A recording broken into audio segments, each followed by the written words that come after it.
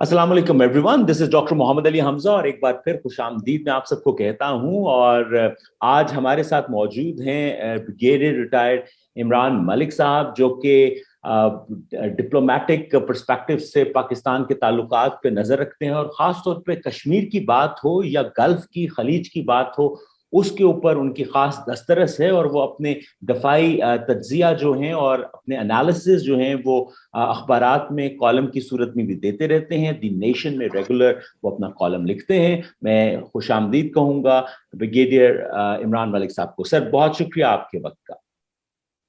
Very Nawazish, thank you very much.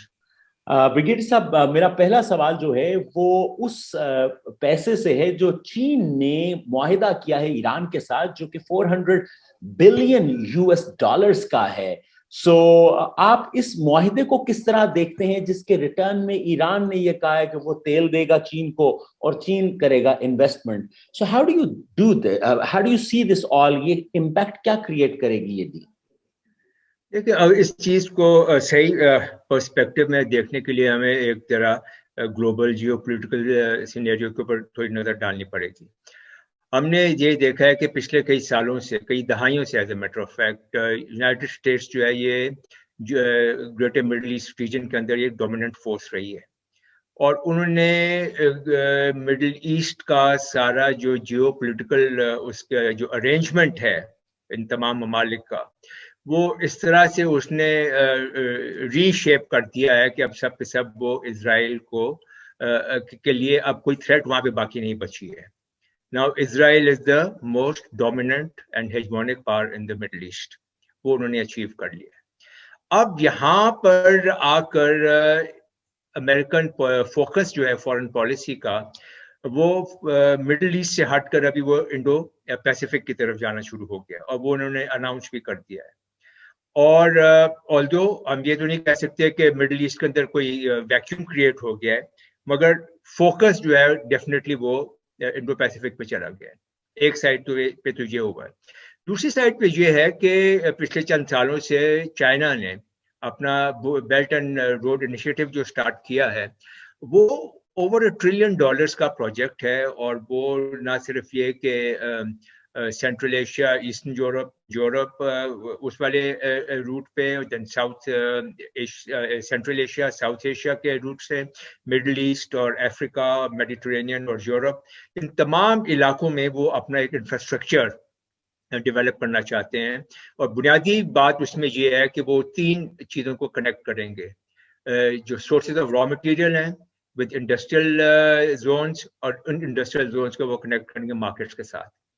तो जब ये ट्रायंगल मुकम्मल हो जाएगा तो जाहिर बात है कि जो बैक लिंक है सबका, चाइना के साथ ही होगा। तो एक बहुत मैसिव इंफ्रास्ट्रक्चर का ये प्रोजेक्ट है, जो कि सारी दुनिया को अपने अपने क्या कहना चाहिए दस्तरस में लेगा। And Iran was always a part of it.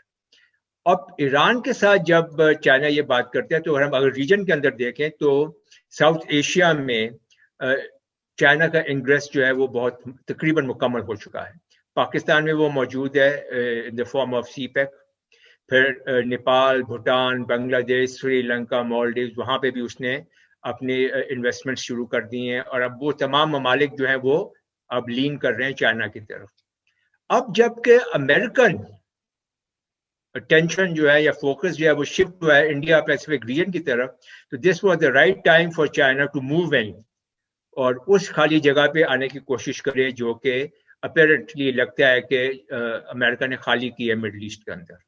और ये बहुत सही वक्त है अब चाइना के लिए मूव करने का टू एंगेज ईरान। बिल्कुल दुरुस्त है। इसी बात को थोड़ा सा आगे बढ़ाएं। आपने हेजमनी का जिक्र किया, इजराइल की हेजमनी। तो आपको लगता है कि ये जो डील है ईरान के साथ इतनी बड़ी पैमाने पे, जहां पे हम ये भी देख रहे हैं कि अमेरिका न्यूक्लियर डील से जो ईरान के साथ उससे बाहर निकल चुका है, और चाइना ने कहा है कि नहीं, we still respect that deal जो न्यूक्लियर डील है।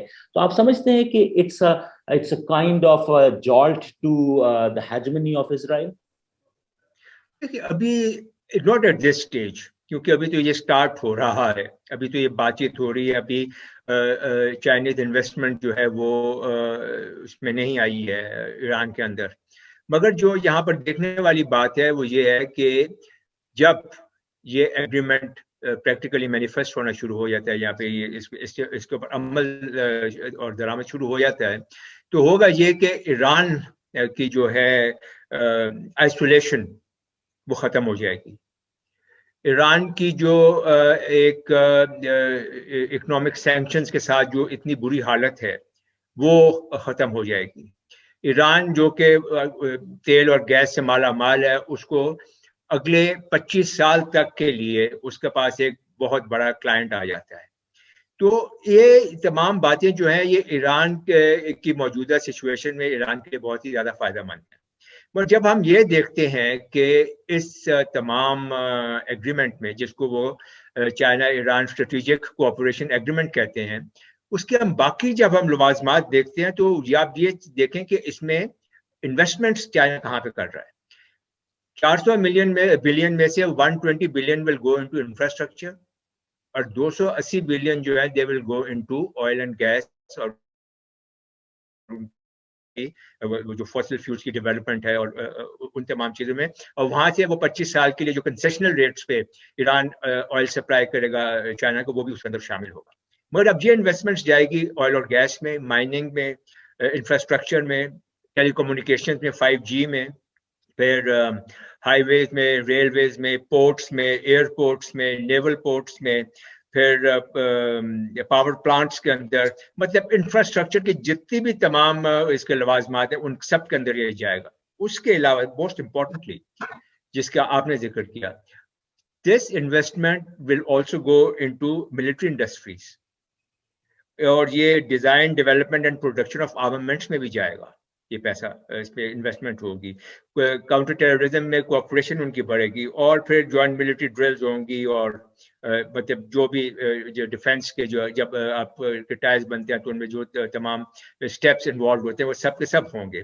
تو اس میں دیکھنے کی بات یہ ہے کہ نہ صرف یہ کہ چائنا ایران کو اپنے ہتھیار اور ویپن سسٹمز ایڈوانس بیچے گا، ملٹری ٹیکنالوجی کا ٹرانسفر ہوگا، اور ایران کی بہت ساری جو ریکوائرمنٹس ہیں ڈیفینس کی وہ پوری ہو جائیں گی.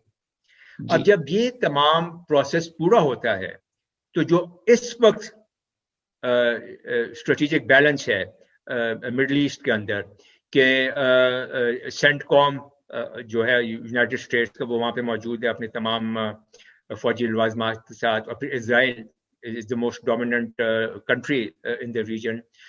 تو اس میں ڈیفینیٹلی اسٹریٹجک بیلنس میں کچھ نہ کچھ فرق تو آئے گا.